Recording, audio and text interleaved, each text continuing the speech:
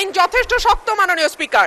মাত্র 25 গ্রামের উপরে মাদক পেলেই যাবজ্জীবন কারাদণ্ড এমনকি মৃত্যুদণ্ড পর্যন্ত দেয়া হয়। তার সরাসরি মাদকের ব্যবসায় যুক্ত এবং যাদের হাত দিয়ে মাদক বাংলাদেশে প্রবেশ করে টেকনাফ দিয়ে, সেই মানুষগুলো মূল হোতাদের যতদিন পর্যন্ত আমরা ধরতে না পারবো মাননীয় স্পিকার, আমার মনে হয় না কোনো আইন দিয়ে আমরা এই সমস্যার সমাধান করতে পারবো। ব্রাহ্মণবাড়িয়া 2 আসন থেকে নির্বাচিত রুবিন ফারহানা, সময় 1 মিনিট। ধন্যবাদ মাননীয় স্পিকার, আপনাকে ধন্যবাদ।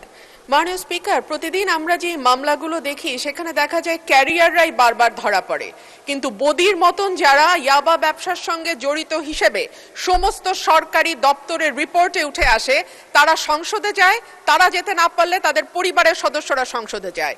যতদিন পর্যন্ত মাননীয় স্পিকার, যতদিন পর্যন্ত না আমরা যারা সরাসরি মাদকের ব্যবসায় যুক্ত এবং যাদের হাত দিয়ে মাদক বাংলাদেশে প্রবেশ করে টেকনাফ দিয়ে, সেই মানুষগুলো মূল হোতাদের যতদিন পর্যন্ত আমরা ধরতে না পারবো মাননীয় স্পিকার, আমার মনে হয় না কোনো আইন দিয়ে আমরা এই সমস্যার সমাধান করতে পারবো। আইন যথেষ্ট শক্ত মাননীয় স্পিকার।